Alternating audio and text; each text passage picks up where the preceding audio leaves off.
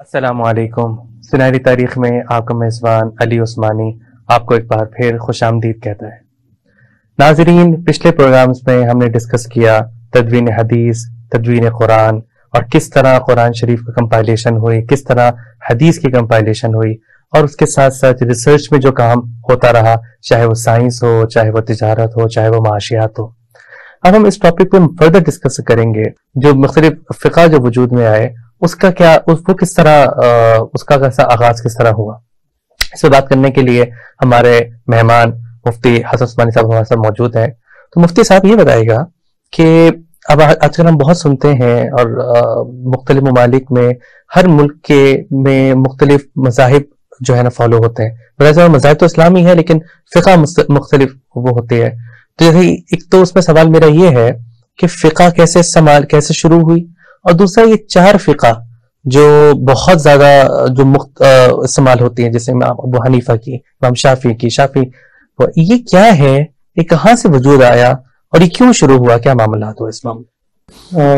اچھا، سب سے پہلے ایک چیز سمجھ لیجیے گا، جو ٹرم ہم یوز کرتے ہیں نا مذہب، یہ ایک شرعی ٹرم ہے جس کا مطلب ہمارا جو نون طریقہ ہے، ہم مذہب سے مراد لیتے ہیں ہندو، عیسائی، یہودی، مسلمان، جو کامنلی ہم یہ والا مذہب سمجھتے ہیں. یہ بات ٹھیک ہے، ہماری انڈرسٹینڈنگ یہ ہے. لیکن جب ہم شرعی ٹرم میں مذہب مراد لیتے ہیں تو مراد ہوتا ہے ایک اوپینین، اسلام کے اندر ایک اوپینین. ٹھیک ہے، اس لیے ہم وہ کہتے ہیں مذہب شافعی، مذہب مالکی، یا کسی کا پرسپیکٹو، کسی کا اوپینین. تو یہ ذرا مطلب ذہن میں رکھیے گا کہ چار مذاہب ہیں. اس سے مراد یہ نہیں ہے کہ یہ اسلام سے باہر کے کوئی مذہب ہے، بلکہ یہ ایک ٹرم ہے جس کو ہم ٹیکنیکلی سمجھنے کے لیے کرتے ہیں. اس کو سادہ لفظوں میں اسکول آف تھاٹس کہہ سکتے ہیں کہ یہ چار ڈفرنٹ اسکول آف تھاٹس ہیں. دیکھیں، یہ ساری چیزیں نا ساتھ ساتھ ایوالو کر رہی تھی. ایک طرف تو آپ کو پتا ہے سائنٹیفک ریسرچ ایوالو کر رہی تھی جی، دوسری طرف مسلم امپائر ایکسٹینڈ کر رہی ہے، تیسری طرف تدوین حدیث ہو رہی ہے، تدوین فقہ ہو رہی ہے، اور اسی کا ایک آؤٹ کم تھا فقہ کا وجود میں آنا جی. اب وہ اس لیے تھا کہ دیکھیں، اتنی بڑی امپائر جس کا ایک کونے سے دوسرے کونے تک کمیونیکیشن بہت ہی مشکل تھی. آپ سوچئے کہ اگر ایک مسئلہ سندھ میں پیش آتا ہو، ملتان میں کہیں مسئلہ جی پیش آ جائے اور اس کو کنسلٹ کرنا پڑ جائے آئیبیرین پیننسولا میں، قرطبہ میں فار ایگزامپل، تو کتنا ٹائم لگے گا یہ کمیونیکیٹ کرنے میں. بالکل صحیح بات، ٹھیک ہے نا. تو اس لیے چونکہ کمیونیکیشن ٹولز اس زمانے میں اتنے اسٹرانگ نہیں تھے، اور جو تھے وہ ظاہری بات ہے صرف تحریر لکھ کے بھیج دی، وہ پورا پرسپیکٹو تو نہیں آ سکتا، کچھ نہ کچھ بیسک انفارمیشن ہی ایکسچینج ہوتی تھی جی. تو ہوا یہ کہ ہر علاقے میں کوئی ایک بڑا عالم وہاں پرویل کر گئے. پہلے تو صحابہ کرام تھے، مکہ مکرمہ میں حضرت زید تھے، مدینہ منورہ میں حضرت عبداللہ بن عمر تھے، کوفہ میں حضرت علی تھے، بعد میں حضرت عبداللہ بن مسعود رضی اللہ تعالیٰ عنہ. یہ صحابہ کرام مختلف علاقوں میں چلے گئے. انہوں نے جو چیزیں سمجھائیں ان سے وہاں کے لوگوں نے وہاں کے حالات میں ان کو جو واقعات پیش آئے اس سے ایک اوپینین ڈرائیو کر لیا. صحیح. اب وہ اوپینین اس علاقے کے لیے مخصوص تھا. ساتھ ساتھ کمیونیکیشنز گرو کر رہی ہیں. اب ہر علاقے میں ایک اوپینین ڈرائیو کر رہا ہے اور کمیونیکیشن بھی ہو رہی ہے. اب ایک شہر سے دوسرے شہر جا رہے ہیں، ایک جگہ سے دوسری جگہ جا رہے ہیں. یہ جو اوپینینز تھے ان کو کہتے تھے درسگاہیں. ان کی درسگاہ یعنی ایک بہت بڑے اسکالر ہیں، وہ وہاں بیٹھ کے درس حدیث دے رہے ہیں، کچھ فاصلے پہ ایک بڑے اسکالر ہیں وہ درس فقہ دے رہے ہیں. اچھا، اب وہ جو ایوالو کر رہی ہے اس کے ساتھ بیسیوں اوپینینز جو تھے اسکول آف تھاٹ سے، اس سے چار اسکول آف تھاٹس نکل کر آئے سامنے. اس میں ایک تھا امام ابو حنیفہ کا جس کو ہم مذہب حنفی کہتے ہیں، حنفی اسکول آف تھاٹ کہتے ہیں. دوسرا ہے امام شافعی کا جس کو ہم شافعی اسکول آف تھاٹ کہتے ہیں. پھر امام مالک کا جس کو مالکی اسکول آف تھاٹ کہتے ہیں. اور پھر امام احمد بن حنبل کا جس کو حنبلی اسکول آف تھاٹ. یہ مختلف اسکالرز تھے بالکل، اور ان کے اپنی ٹیچنگ سی، پریچنگ سی، جو جس کے ہم آگے ہم کہتے ہیں کہ یہ سب کیٹیگری. بالکل. لیکن اس میرے اور عام لوگوں کے ہمارے بہت سوالات ہیں، مجھے بھی کئی لوگوں سے سوالات ملے، اور اچھا ہوا ہم آپ سے اس پہ رائے حاصل کریں گے. اس میں بات یہ ہوتی ہے کہ یہ کیوں، اس کا ضرورت کیوں بنی؟ کیونکہ جب صحابہ اکرام کے دور میں حدیث تھی اور نبی کریم صلی اللہ علیہ وسلم کے دور میں حدیث تھی، قرآن شریف تھا، مطلب یہ جب ایک سورس موجود تھے تو ہمیں اس طرف جانے کی ضرورت کیوں پڑی؟ دیکھیں، بات یہ ہے کہ یوں سمجھیے گا کہ نبی کریم صلی اللہ علیہ وسلم سے نماز پڑھنے کے مختلف طریقے ثابت ہیں جی، جو ایوالو کر کے آ رہے ہیں. کچھ شروع میں تھے، پھر جو حدیث کے جو اللہ تعالیٰ کے احکام سے. ہمیں تو ایسا لگتا ہے کہ اللہ تعالیٰ کو مقصود تھا کہ وہ سارے طریقے محفوظ ہو جائے. صحیح. ایک اسکول آف تھاٹ کا ہے کہ جی رفع یدین کرنا ہے یعنی ہاتھ اٹھانے ہیں, دوسرا اسکول آف تھاٹ کا ہے نہیں کرنے, کیونکہ دونوں ہی ثابت ہیں. جی ٹھیک ہے. یہ جو اسکول آف تھاٹس ہے نا, یہ کوئی اپنی طرف سے بات نہیں لے کر آتے, یہ حدیث اور قرآن شریف سے لاتے ہیں, ایک بات. دوسرا دیکھیں, قرآن شریف اور حدیث میں بیسک گائیڈ لائنز ہیں. جی. اس زمانے میں ہونے والے واقعات کی انٹرپریٹیشن اس زمانے کے مطابق ہوتی ہے. فار ایگزامپل دیکھیں, قرآن شریف کو ہاتھ لگانا بغیر وضو کے تو جائز نہیں ہے نا. تقریباً 1300 سال 1400 سال سے یہ بات چلی آ رہی ہے. جی. اب کیمرہ, اب موبائل فون آ گئے, موبائل فون کے اندر ڈیجیٹل ڈیوائس کے اندر اب کیمراز ہیں, اور سوری قرآن شریف ہے, تو کیا اس کو وضو کے بغیر ہاتھ لگایا جا سکتا ہے؟ تو یہ آج کا ایک فنومنا ہے. تو اس طرح ہر فنومنا میں جب ایوالو کرتا ہے تو اس میں ڈفرنس آف اوپینین پیدا ہوتا ہے. اور دیکھیں یہ ہمارے دین کا کمال ہے, اس میں ایبسولوٹ ورڈنگ نہیں ہے. ایسا نہیں ہے کہ جیسے پپائیت میں ہوتا ہے, کرسچینٹی میں ہوتا ہے کہ جی پوپ نے کہہ دیا بس آگے کوئی بات نہیں کر سکتا. آپ پوری اپنی ویٹیج رکھتے ہیں ایک انٹرپریٹیشن کے لیے. اس کو سادہ لفظوں میں ایسے سمجھیں جیسے آئین کی انٹرپریٹیشن ہوتی ہے. دو ججز ہوتے ہیں, ایک آئین ہے, وہ دو الگ طرح سے انٹرپریٹ کر لیتے ہیں, بات ایک ہی لکھی بات ایک ہی ہوتی ہے, اور دونوں ایک فریم ورک سے باہر کام نہیں کر رہے ہیں, اور دونوں بات ہی صحیح ہوتی دونوں صحیح ہوتی ہیں. یہ چاروں فقہ صحیح ہیں. اچھا, فقہ ہے کیا؟ فقہ یہ میں نے بتایا نا اسکول آف تھاٹس کا نام ہے, جو پریکٹیکلی کسی چیز کو کیا جاتا ہے اس سے متعلق ہے. اس کی ٹیکنیکل ٹرمز میں تو اس کو مختلف تعریف اس کے الگ ہے, لیکن سادہ لفظوں میں سمجھ لیں کہ کیسے کوئی چیز پرفارم کرنی ہے. مطلب بیسیکلی فقہ کا معاملہ ہوا ہمارے کسی بھی مذہبی کام ہو یا مذہب کی کوئی احکامات ہو, اس احکام کو کرنے کا طریقہ دنیا کے اندر اس کو پرفارم کرنے کا طریقہ, نماز کیسے پرفارم کرنی ہے, روزہ کیسے پرفارم کرنا ہے, حج کیسے پرفارم کرنا ہے, تجارت کیسے کرنی ہے, معاملات کیسے کرنا ہے, ان کی جو خلاصہ ہے نا اس کو سمجھنے کا نام فقہ ہے. اب یہ پرفارم کرنے کا طریقہ ایک اسکول آف تھاٹ میں فرق ہو سکتا ہے, دوسرے اسکول آف تھاٹ میں فرق ہو سکتا ہے. اچھا, اس کے بعد اب آج کل کے دور میں اگر ہم دیکھیں نا تو مختلف ریجنز میں جو ہے ان کے مذاہب جو ہے, یعنی کہ جیسے فقہ کی بات کر رہے ہیں وہ پھیلے. جیسے ہمارے سب کانٹیننٹ ریجن کے اوپر فقہ حنفیہ جو ہے وہ ہے, اس طرح ملیشیا کے اندر فقہ شافعیہ جو ہے نا وہ, یہ ان کی ڈویژن کس طرح, کیونکہ امام شافعی کیا اس علاقے سے تعلق رکھتے تھے یا کیا معاملات؟ بس دیکھیں یہ اللہ تعالیٰ کا نظام ہے.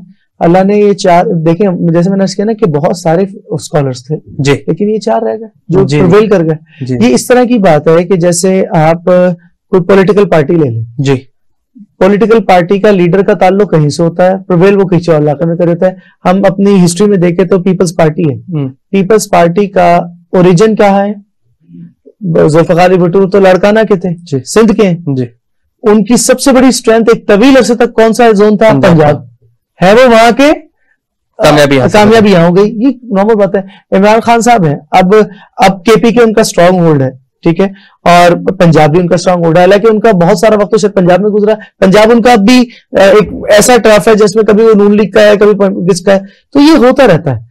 ہوا کیا ہوتا ہے کہ ایک جگہ سے کچھ اسکالرز گئے, انہوں نے کسی علاقے میں پریچنگ کی, وہاں وہ پرویل کر گئی, وہاں کے لوگ کنونس ہو گئے, انہوں نے اسی کے اکارڈنگ وہ پریکٹس شروع کر دی, اور وہ پریکٹس نسل در نسل جنریشن میں چلتی چلی گئی, وہ وہاں پرویل کر گئی.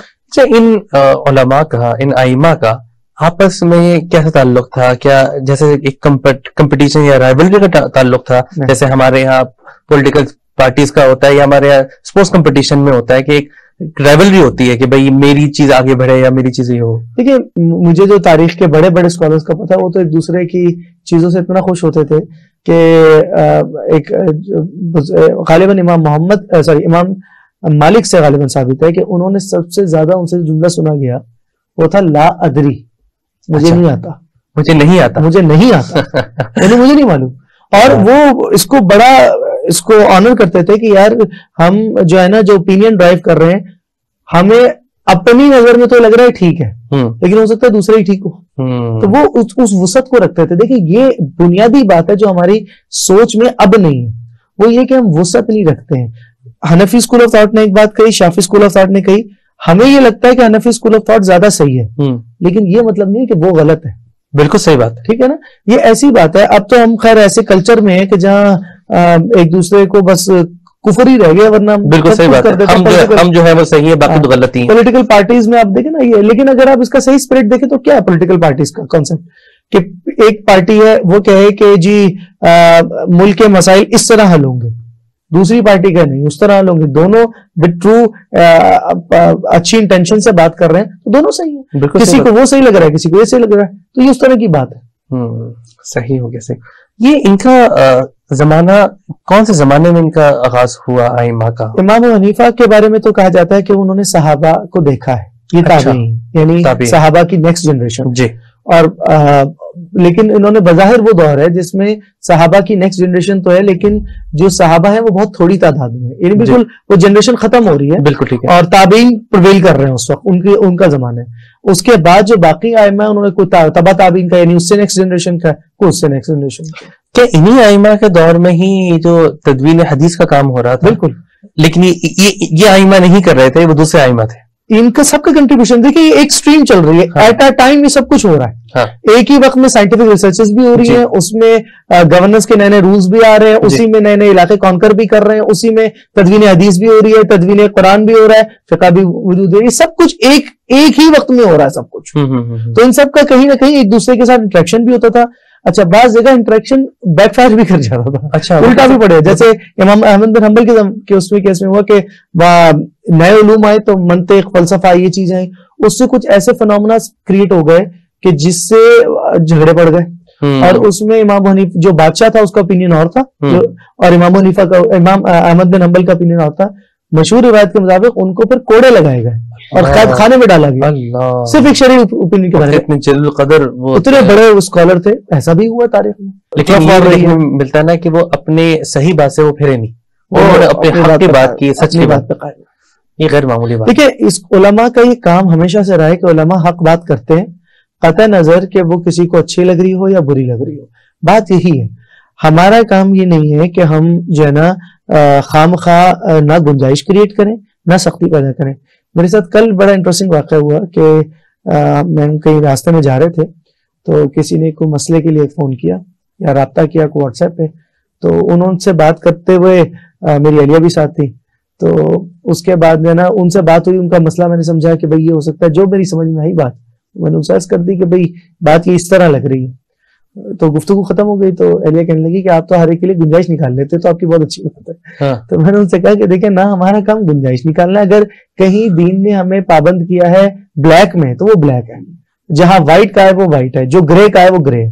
ہمارا کام یہ نہیں ہے کہ ہم کسی کے لیے سختی کریٹ کر دیں, نہ یہ کام ہے کہ ہم کسی کے لیے گنجائش اس لیے کریٹ کر دیں کہ اس کو چاہیے, بلکہ جو ہماری شریعت ہمیں بتاتی ہے اس میں جتنی سپیس ہے وہ بتا دیتے ہیں کہ بھائی یہ میکسیمم سپیس ہے. آپ نے بڑی زبردست بات بتائی. یہ تو بہت آج کل کے دور میں کامن ہو گیا کہ جب ہم کسی سے مسئلہ پوچھنے جاتے ہیں ہم یہ سوچ کے جاتے ہیں کہ کون سے عالم ایسے ہوں گے جو ہمارے لیے گنجائش نکال دیں گے, اور کون سے عالم ایسے جو سختی کریں گے.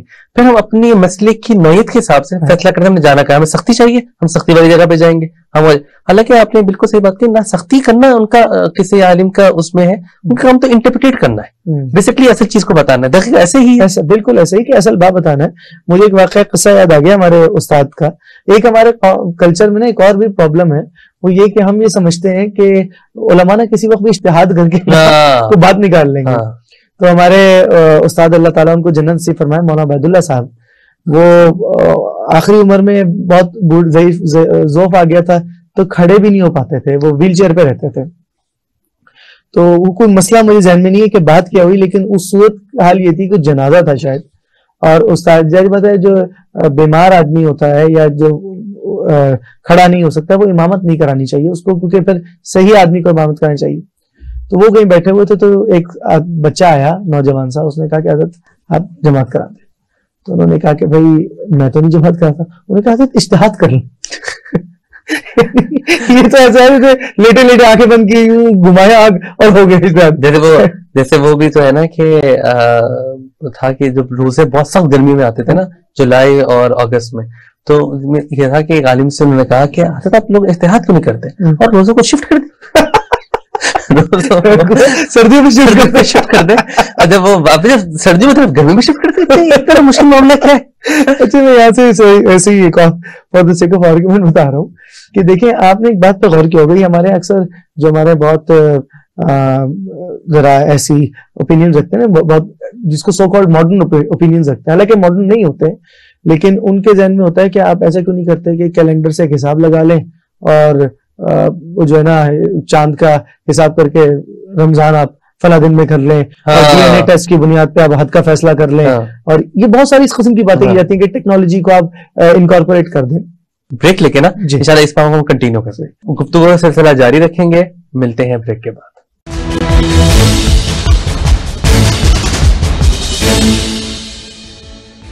بسم اللہ الرحمن الرحیم. اسپیشل ٹی وی کا آنا پاکستانیوں کے لیے خوش آئند ہے. یہ ہوا کا ایک تازہ جھونکا ہے. ان سے ہمیں بہت اور بڑی توقعات ہیں. ہم یقین رکھتے ہیں، امید رکھتے ہیں کہ اسپیشل ٹی وی چینل عوام کی نمائندگی کریں گے، خصوصی طور پر محروم، مظلوم اور مجبور طبقات کی رہنمائی کریں گے.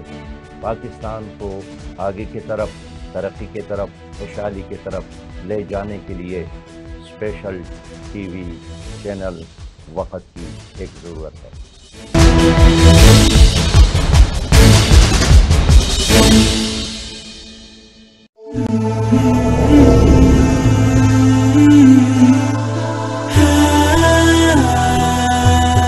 آپ تمام چیزوں کے لیے وقت نکالتے ہیں، اور آپ وقت نکال سکتے ہیں کیونکہ میں جانتا ہوں کہ آپ ویڈیو گیمز کھیلنے کے لیے 8 گھنٹے نکالتے ہیں، باسکٹ بال کھیلنے کے لیے 5 گھنٹے نکالتے ہیں. جب آپ کسی چیز کے لیے وقت مختص کرنا چاہتے ہیں تو آپ کر لیتے ہیں. جب آپ کو امتحان دینے کے لیے وقت نکالنا پڑتا ہے اور ساری رات جاگنا پڑتا ہے تو آپ ایسا کرتے ہیں. میں اسی حوالے سے بات کر رہا ہوں، غور سے سنیے گا. میں آپ سے بات کر رہا ہوں کہ فجر کی نماز کو قضا کرنے کا گناہ صبح کے وقت نہیں ہوتا. اس کا گناہ تو اس وقت ہی شروع ہو جاتا ہے جب آپ رات دیر تک جاگتے رہتے ہیں، کیونکہ آپ کو پتا ہوتا ہے کہ آپ نے صبح فجر کے لیے نہیں اٹھنا اور آپ جاگتے رہتے ہیں. آپ اچھی طرح جانتے ہیں کہ آپ کے ساتھ ایسا ہوتا رہتا ہے کہ جب آپ رات کو دیر تک جاگتے رہتے ہیں تو آپ جانتے ہیں کہ آپ کو صبح فجر کے لیے نہیں اٹھنا. آپ رات بھر جاگنے کو ترجیح دیتے ہیں اور آپ جان بوجھ کر ہر روز فجر کی نماز قضا کرتے ہیں.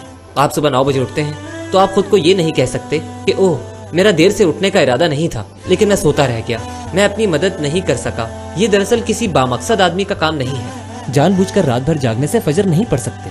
کوئی بات نہیں ہے اگر صبح آپ کی والدہ آپ کو پیٹ پر لات مار کے اٹھا دیتی ہے.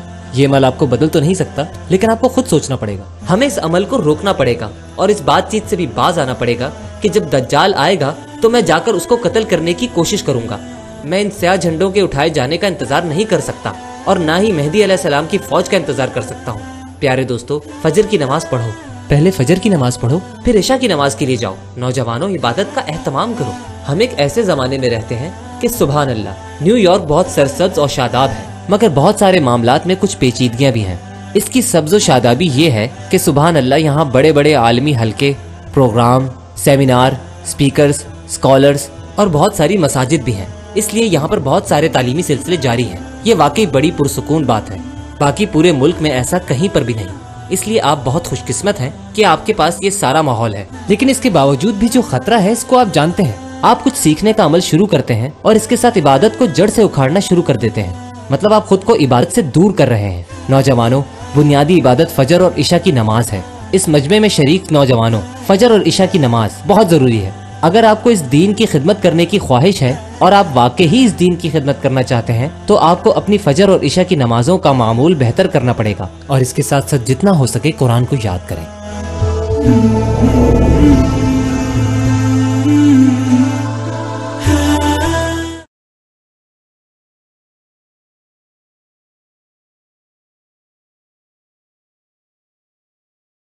Welcome back.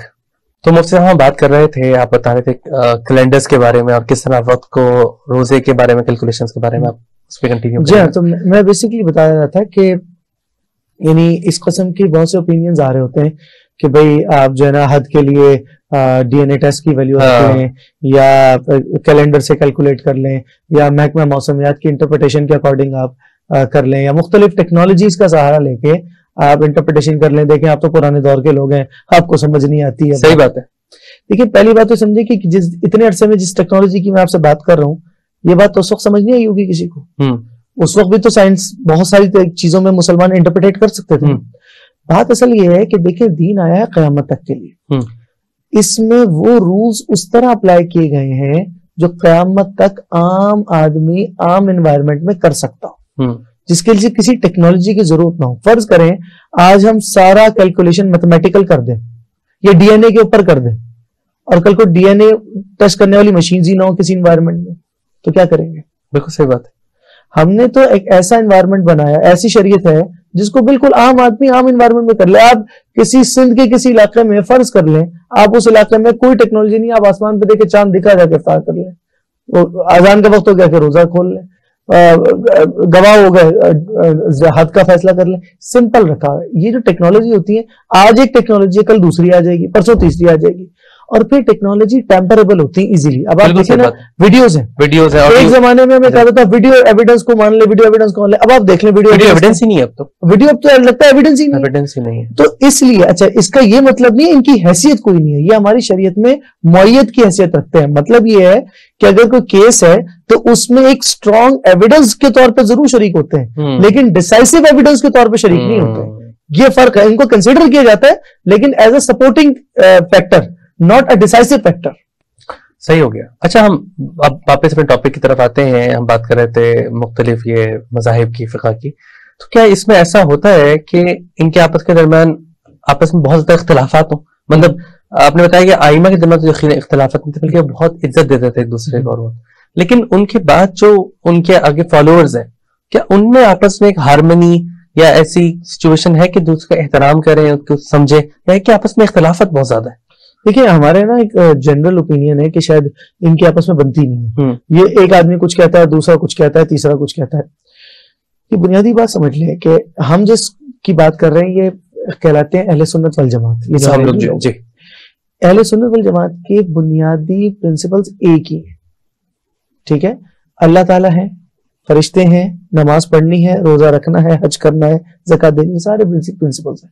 اس میں کسی کا کوئی اختلاف نہیں. دین کے کچھ 70-80% مسائل میں کوئی اختلاف نہیں ہے. وہ یعنی سب کا کنسنسس ہے کہ یہ بات ایسے ہی ہے, صرف 20% میں ڈفرنس ہے. ہم کیا سمجھتے ہیں کہ ہر بات پہ اختلاف ہے. پہلے تو یہ بات غلط ہے. بالکل صحیح بات. ٹھیک ہے, ہمارے ایک لمیٹڈ ایریا میں, لمیٹڈ سکوپ میں اختلاف ہے. اچھا, وہ اختلاف بھی ان مسئلوں میں جس میں ایک حدیث سے دو معنی نکل سکتے ہوں, اور وہ ایسے فینومناز ہیں جو بعد میں ایوالو کر رہے ہیں. نیچرلی تو تقریباً سب میں کوئی اختلاف نہیں ہوتا ہے. ایک بات. پھر وہ دونوں ہی ایسے ہیں جو قابل احترام ہے. وہ بھی حدیث سے لیا ہے, یہ بھی حدیث سے لیا ہے, وہ بھی قرآن شریف کی انٹرپریٹیشن ہے, یہ بھی قرآن شریف کی انٹرپریٹیشن ہے. تو یہ ایسا نہیں ہے کہ کوئی الگ سے کوئی بات ہو رہی ہے. اب یہ جو ہے نا, اسکالرز کے درمیان میں نے تو ہمیشہ یہی دیکھا ہے کہ ایک دوسرے کے لیے بہت عزت ہوتی ہے, جو صحیح معنوں میں اسکالر ہوں. اب اگر درمیان میں کالی بھیڑے ہوں گے تو ان کا تو معاملہ الگ ہے. ایک دوسرے کی رائے کا بھرپور احترام کرنا یہ فطری عمل ہے. ہمارے ہاں آج بھی دارالفتاؤں میں کلچر ہوتا ہے کہ میں نے اگر کسی کو فتویٰ لکھا, اور وہ فتویٰ ظاہری بات ہے کنسلٹیشن کے لیے آتا ہے, پھر بڑے مفتیان کے پاس جاتا ہے, پھر صدر مفتی کے آتا ہے, اس پہ ڈسکشنز ہوتی ہیں, اور ایک دوسرے کے فتوے کو ایسے جھٹکے سے انکار کر دیتے ہیں کہ آپ نے صحیح نہیں لکھا, یہ مسئلہ ایسے نہیں ہے, یہ ایسے ہے, یہ ایسے. لیکن اس کا یہ مطلب نہیں کہ اس کے لیے دل میں عزت نہیں. وہ اپنی جگہ ہے, علمی معیار اور ڈسکشن کرنا اپنی جگہ ہے. آپ یہ کہہ سکتے ہیں کہ آپ کی بات میرٹ پہ نہیں ہے. یہ اسی طرح کی بات ہے, جب ڈفرنس آف اوپینین ہے اس کا مطلب پرسنل ہونا نہیں ہوتا. یہ حدیث بھی بات ثابت ہے نا کہ عمر میں اگر ہمارے وہ ہوگا, آپس میں اختلاف ہوگا, تو یہ بھی ایک بلیسنگز ہوتی ہیں. ایک طرح کی بلیسنگ, ایک طرح کی بلیسنگ. بالکل صحیح بات ہے, صحیح بات ہوگی. اچھا, جہاں تک بات کرتے ہیں اپنے ہارمنی کی, اگر ہم ان کے درمیان ہارمنی کریٹ کریں, ہمیں ایسا کوئی پلیٹ فارمز ہے موجودہ دور میں جو کہ درمیان ہارمنی کریٹ کر رہے ہوں, یعنی کہ ہمیں دوسرے سے آپس میں کنسلٹیشن کرتے ہوں, خاص طور پہ اس صورت میں کہ کیونکہ پاکستان میں یا ہمارے عوام میں ہم یہاں پہ فقہ حنفیہ کو کرتے ہیں, تو ہمیں یہاں پہ ضرورت ہی نہیں پڑتی اس طرح کی ہارمنی کی. لیکن اگر کوئی دوسرے ملک میں ہو, یہاں پہ وہاں پہ آپس میں ضرورت ہو انٹریکشن کی, یا ہمارا یہاں کا کوئی بندہ چلے جاتا ہے, ملیشیا چلے جاتا ہے, دوسرے ملک چلے جاتا ہے, وہاں پہ دوسرا فقہ استعمال ہو رہا ہے, تو اس میں ہارمنی ہم کس طرح کریٹ کر سکتے ہیں تاکہ آپس میں مسائل کم سے کم ہوں؟ بڑی اچھی بات آپ نے بتائی, یہ بالکل ایسا ہی ہے. ہارمنی جو ہے نا ان کے درمیان کریٹ کرنے کی ضرورت ہے. ہم جس گلوبل ورلڈ میں رہتے ہیں یہاں پہ بہت تیزی سے چیزیں چینج ہوتی ہیں. میں آپ کو ایک بڑی انٹرسٹنگ مثال دوں فوڈ انڈسٹری سے, حلال فوڈ سے. ایک انگریڈینٹ ہے E120. یہ کیڑا ہوتا ہے, اس کو پیس کے ریڈ 4 کلر کریٹ کیا جاتا ہے. اس کو کوچنل کہتے ہیں, کارمائن کہتے ہیں, مختلف نام ہے کیڑے کے بھی, اور اس سے جو انگریڈینٹ حاصل ہوتا ہے. اب اس سے بیسکلی ریڈ کلر حاصل ہوتا ہے جو لپسٹکس میں بھی استعمال ہوتا ہے, اور پنک فلیور کے طور پہ بطور پنک کلرنگ ایجنٹ کے طور پہ بطور فوڈ میں بھی استعمال ہوتا ہے, کھانے پینے کی چیزوں میں. فقہ حنفی میں وہ ناجائز ہے, فقہ شافی میں وہ جائز ہے, یعنی ملیشینز کے یہاں جائز ہے, اچھا ہمارے یہاں ناجائز ہے. اچھا, چلے ہم اپنے یہاں کام کر رہے ہیں, وہ اپنے یہاں کام کر رہے ہیں, it makes a lot of sense. لیکن اب وہ سیم پروڈکٹ امریکہ پہنچ گئی، ایک اب امریکہ میں وہ پروڈکٹ رکھی ہے ود ایون 20، ٹھیک ہے، اس کا جو ای نمبر ہے وہ ایون 20 ہے، تو پاکستانی کے لیے وہ ناجائز ہے اور ملیشین کے لیے وہ جائز ہے، تو یہ پرابلم کریٹ کر رہا ہے۔ بالکل یہ ایک ایسا فینومنا ہے جس کو کیٹر کرنے کی ضرورت ہے، اور علماء میں اس کی اویکننگ ہے، ایک باڈی اس کے لیے تیار کی گئی ہے اسلامک فائنانس کے اندر، AOFI، ٹھیک ہے نا۔ AOFI کا کام ہی ہے کہ سارے اسکول آف تھاٹس میں کوئی اوپینین ہے اسلامک فائنانس سے ریلیٹڈ تو اس ٹرانزیکشن سے متعلق مسائل پر کنسنسس بنا دے، یہ ایسا سٹینڈرڈ ڈیولپ کر دے کہ جس پر سب لوگ عمل کر سکیں، اگرچہ اس میں اختلافی موجود ہو لیکن ایسا ہو کہ وہ سب کے لیے قابل عمل ہو جائے۔ یعنی کہ ہم اس کو اجماع کہہ سکتے ہیں؟ اجماع تو نہیں کہہ سکتے، لیکن ہاں اجماع والا فلیور اس میں موجود ہے کہ بالکل سب کا کنسنسس ہو جاتا ہے، ایک ڈیوائسڈ پروڈکٹ نکل آتی ہے، اور اس کی ضرورت ہے۔ نہ صرف جیسے میں نے بتایا کہ AOFI کے سٹینڈرڈ جو اس میں ہیں اسلامک فائنانس میں وہاں ضرورت ہے، حلال میں ایسے یونیفارم سٹینڈرڈز کی ضرورت ہے جن میں یونیفارمٹی ہو، وہ سارے اس میں، اور بہت سارے ایسی چیزیں جس میں گلوبلائزیشن کا فیکٹر انوالو ہو رہا ہے اور مختلف کلچرز آپس میں انٹریکٹ کر رہے ہیں، وہاں یہ بات ہونا بہت ضروری ہے۔ تو ڈاکٹر صاحب میں کیا سمجھ سکتا ہوں کہ کیونکہ میں پاکستانی ہوں اور میں فقہ حنفیہ سے میرا تعلق ہے تو میں جو ہے وہ بہتر ہوں باقی ان سے؟ یہ تو اللہ تعالیٰ ہی بہتر جانتے ہیں۔ ہم فقہ حنفی کو کیوں ویٹیج دیتے ہیں؟ اس کی میرٹس کے اوپر جی، لیکن اس کا یہ مطلب نہیں ہے کہ ہم یہ کنسیڈر کرتے ہیں کہ وہ غلط ہو گیا۔ بالکل صحیح، ٹھیک ہے نا، صحیح بات۔ تو ہمیں یہ کیوں صحیح لگتا ہے؟ اس لیے لگتا ہے کہ بھائی یہ ایک تابعی کی فاؤنڈیشن ہے امام ابو حنیفہ کی، دوسرا یہ وہ اسکول ہے جو ایز اے لا پریکٹس ہوا ہے، یہ بڑی امپورٹنٹ بات ہے۔ جی جی، فقہ حنفی دیکھیں، ایک ہے کہ آپ نے تھیوری میں ایک اسکول آف تھاٹ کو رکھا، ہاں، ایک ہے کہ وہ تھیوری سے نکل کے کئی سو سال لا کا حصہ بن گیا، آئین کا حصہ بن گیا۔ اب جیسے جیسے وہ آئین کا حصہ بنا ویسے ویسے اس میں پریکٹیکل ایشوز نکل آئے، وہ ریفائن ہوتا چلا گیا، ٹھیک ہے۔ تو اس لیے فقہ حنفی کو ایک بڑا ایج ہے۔ دوسرا فقہ حنفی کو ایج یہ حاصل ہے کہ فقہ حنفی کوشش کرتا ہے کہ ساری احادیث کو، ساری قرآن شریف کی آیات کو، سب کو جمع کر لیں۔ مثال کے طور پہ ہم نماز کے لیے جو ہاتھ تکبیر کے لیے بلند کرتے ہیں تو ہم یوں کر کے ہاتھ بلند کرتے ہیں، اب ہم سمجھتے ہیں ایک حدیث ہوگی، اس میں یہ 4 5 6 حدیث کا مجموعہ ہے۔ ایک حدیث کے مطابق کندھوں تک ہاتھ اوپر کیے، ایک حدیث کے مطابق انگوٹھا جو ہے وہ کان کی لو تک تھا، ایک حدیث کے مطابق ہتھیلیاں سیدھے رخ پہ تھیں، ایک حدیث کے مطابق کان کے اوپر والے حصے پر تھا، اور مختلف، ان سب کو کلب کر کے ہم نے ایک پوسچر ڈیولپ کر لیا ہے جس میں ساری چیزیں کور ہوتی ہیں۔ تو یہ ہمیں ایک ایج ہے کہ ہم کوشش کرتے ہیں کہ سب احادیث کو کلب کر لیں، کچھ بھی نہ چھوڑیں، ساری چیزیں کلب کر کے ایک ایسی چیز نکالیں جس پر سب پہ عمل ہو سکے۔ اچھا، یہ ہم نے بڑی اچھی طرح آپ نے ہمیں واضح کر دیا کہ کس طرح مختلف مذاہب اور یہ ساری چیزیں معاملات۔ اب اگر ہم فقہ حنفی کی طرف آتے ہیں، یہاں پہ آنے کے بعد ہمیں مختلف فقہ مزید نظر آتے ہیں، مطلب پاکستان میں یا ہندوستان میں یا یہ بنگلہ دیش سب کانٹیننٹ میں اب ہم سارے فقہ حنفیہ یا اہل سنت والجماعت ہم لوگ کہتے ہیں، لیکن اس میں کوئی دیوبندی ہے، کوئی کچھ ہے، کوئی کسی فرقہ کا سماعت کرتے ہیں، مطلب ان کی ضرورت کیوں ہے؟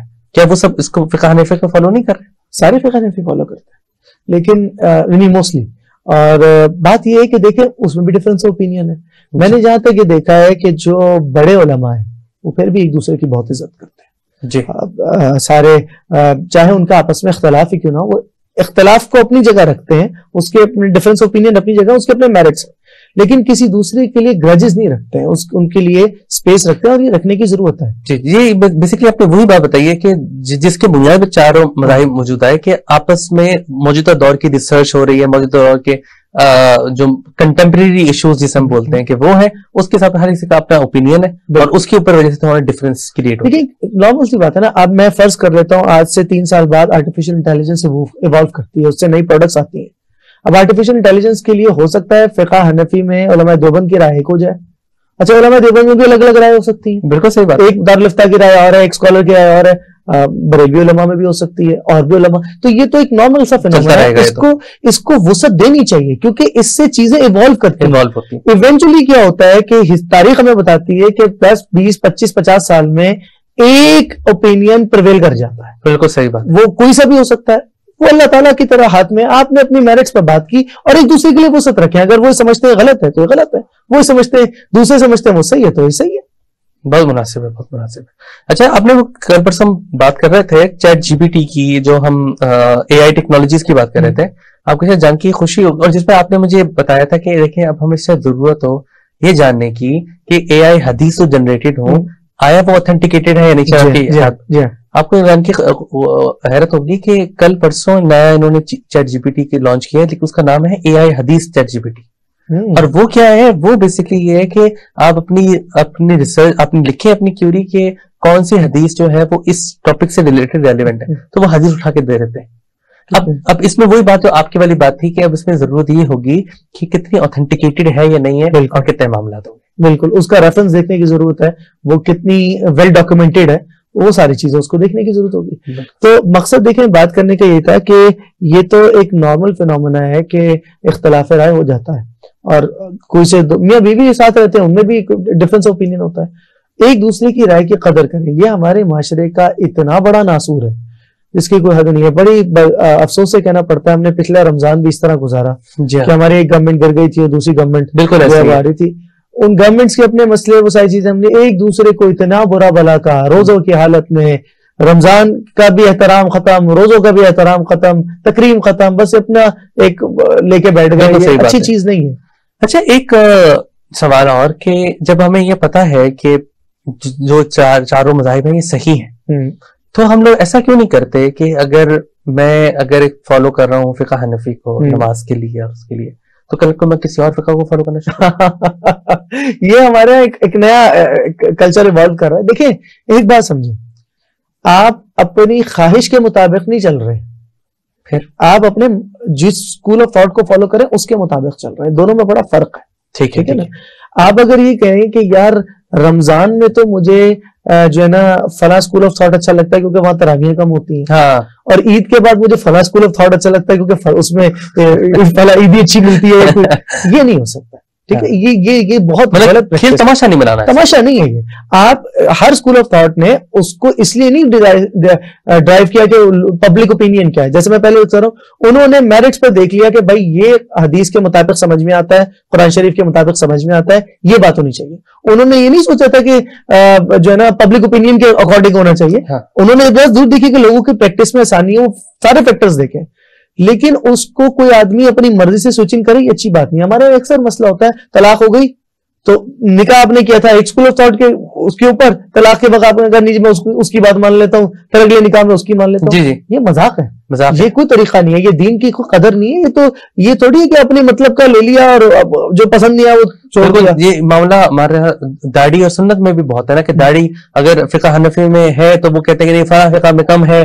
अब वो उस फिक़ह के अपने मामलात हैं, आप फिर उसको फॉलो कर रहे हैं सारा का सारा। आप मुझे एक बात बताएं, क्या ऐसा मुमकिन है कि आप पाकिस्तानी आइन का ओथ ले लें, उसके बाद बरतानवी कवानीन के अकॉर्डिंग चलना शुरू कर दें? ऑब्वियसली नहीं हो सकता ना। आपने जब एक ओथ ले लिया, आप एक पाकिस्तानी सिटीजनशिप ले लिया, आप पाकिस्तानी कवानीन को फॉलो करेंगे। अगर आपने बरतानिया की कर ली है तो वो कर ली। ये तो नहीं हो सकता बरतानिया में जाके कहे कि उनके लॉ में कहे कि जी पाकिस्तानी कानून में तो ऐसा होता है, थोड़ी होता है। बहुत शुक्रिया मुफ्ती साहब आपका, आपने बड़ी जबरदस्त हमें बातें बताई। तो नाज़रीन बात समझने की ये है कि मुख्तलिफ मज़ाहिब मतलब मुख्तलिफ फ़िक़ा जो है वो रहेंगे वजूद में और इख्तिलाफ रहेगा, लेकिन इख्तिलाफ को वसत नज़ीरी से देखना और उसमें लड़ाई झगड़ा ना पैदा करना ये बहुत जरूरी है। मशहूर बुजुर्ग हज़रत थानवी रहमतुल्लाह अलैह, उनका ये कौल है कि अपना मजहब छोड़ो नहीं, दूसरों का मजहब छेड़ो नहीं। अपना मसलक छोड़ो नहीं, दूसरों का मसलक छेड़ो नहीं। तो अगर छेड़ेंगे तो वो उनको तकलीफ होगी, और अपना छोड़ोगे तो वो गलत हो जाएगा। तो इस बात के साथ अपने प्रोग्राम का इख्तिताम करेंगे कि हमें अपनी हारमनी की और एक दूसरे की इज्जत करने की जरूरत है, और अल्लाह ताला हमें सही अमल पे, दीन पे काम करने की तौफीक अता फरमाए। जज़ाकल्लाह।